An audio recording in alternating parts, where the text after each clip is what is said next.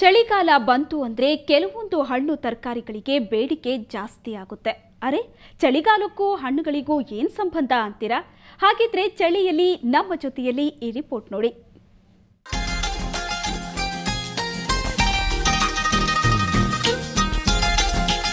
ಚಳಿಗಾಲ ಬಂತಂದ್ರೆ ಸಾಕು ನಾವು ತ್ವಚೆಯ ಸೌಂದರ್ಯಕ್ಕೆ ಬಹಳಷ್ಟು ಮಹತ್ವವನ್ನು ನೀಡ್ತೀವಿ. ಆದರೆ ತ್ವಚೆಯ ಸೌಂದರ್ಯದಷ್ಟೇ ನಾವು ಸೇವಿಸುವ ಆಹಾರಕ್ಕೂ ಮಹತ್ವ ನೀಡಬೇಕಾಗುತ್ತೆ. ಸೊ ಯಾವ ರೀತಿಯ ತರಕಾರಿಗಳು, ಡ್ರೈ ಫ್ರೂಟ್ಸ್ಗಳನ್ನು ಸೇವಿಸಬೇಕು ಬನ್ನಿ ನಾನು ನಿಮಗೆ ಹೇಳ್ಕೊಡ್ತೀನಿ. ಒಂದೆಡೆ ರಾಶಿ ರಾಶಿ ದಾಳಿಂಬೆ, ಪಪ್ಪಾಯ, ಬಾಳೆಹಣ್ಣು, ಮೋಸಂಬಿ ಹಣ್ಣುಗಳು. ಮತ್ತೊಂದೆಡೆ ಕ್ಯಾರೆಟ್, ಬೀಟ್ರೂಟ್, ಹಸಿರು ಸೊಪ್ಪು, ತರಕಾರಿ. ಮತ್ತೊಂದೆಡೆ ಹೆಸರುಕಾಳು, ಉದ್ದಿನಕಾಳು, ಕಡಲೆಕಾಳು, ಬಗೆ ಬಗೆಯ ಡ್ರೈ ಫ್ರೂಟ್ಸ್. ಇಷ್ಟಕ್ಕೂ ಇವೆಲ್ಲ ಯಾಕೆ ತೋರಿಸಿ ಬಾಯಲ್ಲಿ ನೀರುರಿಸ್ತಿದ್ದಾರಪ್ಪ ಅಂತೀರಾ? ಕಾರಣ ಇದೆ. ಚಳಿಗಾಲ ಶುರುವಾಗ್ತಿದ್ದಂತೆ ಈ ಹಣ್ಣು ತರಕಾರಿಗಳಿಗೆ ಸಖತ್ ಬೇಡಿಕೆ ಬಂದ್ಬಿಟ್ಟಿದೆ. ಯಾಕಂದ್ರೆ ಇವು ಚಳಿಗಾಲದಲ್ಲಿ ಸುಕ್ಕಾಗುವ ದೇಹದ ಕಾಂತಿ ಹೆಚ್ಚಿಸುತ್ತವಂತೆ. ಚಳಿಗಾಲದಲ್ಲಿ ಫ್ರೂಟ್ಸ್ ಬಂದುಬಿಟ್ಟು ದಾಳಿಂಬೆ, ಆರೆಂಜ್ ಎಲ್ಲ ತಿನ್ಬೋದು. ಆಮೇಲೆ ತರಕಾರಿಯಲ್ಲಿ ಕ್ಯಾರೆಟು, ಬೀಟ್ರೂಟು. ಆಮೇಲೆ ಡ್ರೈ ಫ್ರೂಟ್ಸ್ ಬಂದುಬಿಟ್ಟು ಅಂಜೀರು, ಬಾದಾಮಿ, ಗೋಡಂಬಿ ಎಲ್ಲ ತಿನ್ಬೋದು. ಇಂಪಾರ್ಟೆಂಟ್ ಏನಂದರೆ ಆ್ಯಸ್ ಫಾರ್ ಆಸ್ ಪಾಸಿಬಲ್ ಇದು ಫ್ರಿಜ್ಜಲ್ಲಿ ಇಟ್ಬಿಟ್ಟು ತಿನ್ನಬಾರ್ದು. ಆಮೇಲೆ ಹಾಟ್ ಫುಡ್ ತಿನ್ನಬೇಕು. ವಿಂಟರ್ ಸೀಸನ್ನಲ್ಲಿ ತಿನ್ನಲೇಬೇಕಾದ ಹಣ್ಣುಗಳು ಅಂದ್ರೆ ಮೋಸಂಬಿ, ಪಪ್ಪಾಯ, ದಾಳಿಂಬೆ ಜೊತೆಗೆ ಡ್ರೈ ಫ್ರೂಟ್ಸ್. ಇವು ಬರೀ ತ್ವಚೆಯ ಅಂದ ಹೆಚ್ಚಿಸೋದಷ್ಟೇ ಅಲ್ಲ, ಜೊತೆಗೆ ದೇಹಕ್ಕೆ ಬಹಳ ಅಗತ್ಯವಾದ ಪೌಷ್ಟಿಕಾಂಶವನ್ನು ನೀಡುತ್ತೆ ಅಂತಾರೆ ವೈದ್ಯರು. ಆ್ಯಂಟಿ ಫ್ಲಾವನಾಯ್ಡ್ಸ್ ಅಂತ ಹೇಳ್ತೀವಿ, ಆ್ಯಂಟಿ ಆಕ್ಸಿಡೆಂಟ್ಸ್ ಅಂತ ಹೇಳ್ತೀವಿ. ಇದೆಲ್ಲ ಏನು? ಒಳ್ಳೆ carrot, all deep coloured vegetables ಅಂತ ಹೇಳ್ತೀವಲ್ಲ, ಆ ಥರ ಪೋಮೋಗ್ರಾನೇಟು, ದಾಳಿಂಬೆಯಿಂದ ನಾವು ಅದು ತೊಗೋಬೋದು. ಆಮೇಲೆ ಈಗೆಲ್ಲ ಒಳ್ಳೆ ಫ್ರೂಟ್ಸು ಲೈಕ್ ಆರೆಂಜ್ ಆಗಲಿ, ಎಲ್ಲ ಕಾಳುಗಳನ್ನಲ್ಲೂ ಏನಿರುತ್ತೆ ಅಂದರೆ ಬ್ಯೂಟಿಫುಲ್ ದಟ್ ನ್ಯಾಚುರಲ್ ವಿಟಮಿನ್ಸ್ ಇರುತ್ತೆ.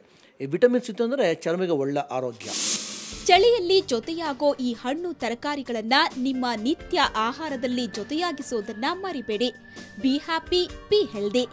ಚಳಿಗಾಲದಲ್ಲಿ ತ್ವಚೆಯ ಸೌಂದರ್ಯ ಹದಗೆಡುತ್ತೆ. ಸೊ ಅದಕ್ಕಾಗಿ ನೀವು ವಿವಿಧ ರೀತಿಯ ಫ್ರೂಟ್ಸ್ಗಳಾದ ಆರೆಂಜ್, ದಾಳಿಂಬೆಗಳು ಮತ್ತು ಡ್ರೈ ಫ್ರೂಟ್ಸ್ಗಳಾದ ಬಾದಾಮಿ, ಗೋಡಂಬಿಗಳಂತ, ಜೊತೆಗೆ ತರಕಾರಿಗಳಾದ ಕ್ಯಾರೆಟ್, ಬೀಟ್ರೂಟ್ಗಳನ್ನು ಹೆಚ್ಚಾಗಿ ಸೇವಿಸಿದರೆ ನಿಮ್ಮ ಚರ್ಮದ ರಕ್ಷಣೆಯನ್ನು ಸುಲಭವಾಗಿ ಮಾಡ್ಬೋದು.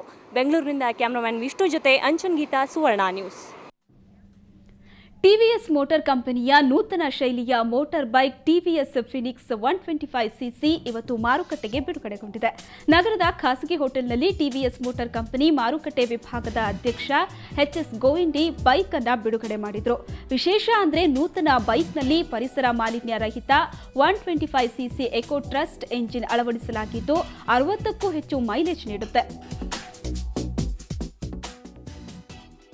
ಇವತ್ತು ನಾವು ಭಾರತದ ಪ್ರಪ್ರಥಮ 125cc ಪ್ರೀಮಿಯಂ 125cc ಬೈಕ್ನ ಲಾಂಚ್ ಮಾಡ್ತಾ ಇದ್ದಾರೆ. ಸೊ ಹೇಳ್ದಂಗೆ ಇದು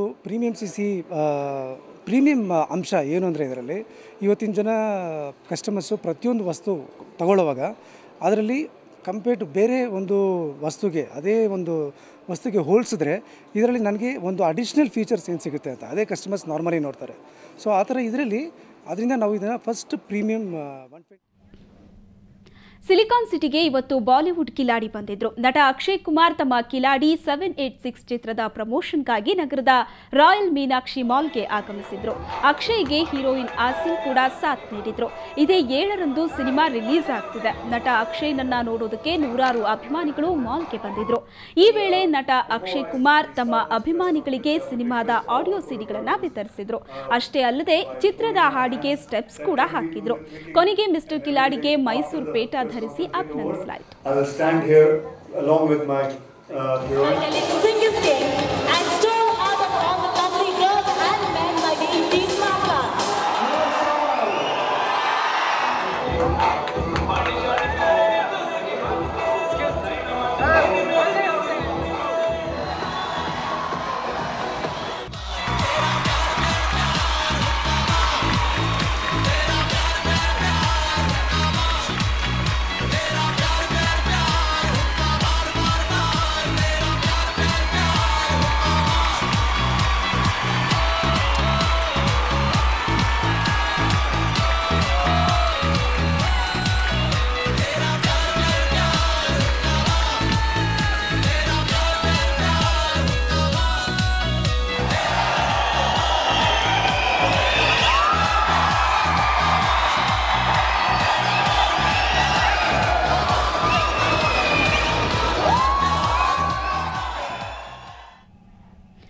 ಇದು ಇವತ್ತಿನ ಬೆಂಗಳೂರು ಫಸ್ಟ್ ನೇರ ದಿಟ್ಟ ನಿರಂತರ ಸುದ್ದಿಗಾಗಿ ನೋಡ್ತಾ ಇರಿ ಸುವರ್ಣ ನ್ಯೂಸ್.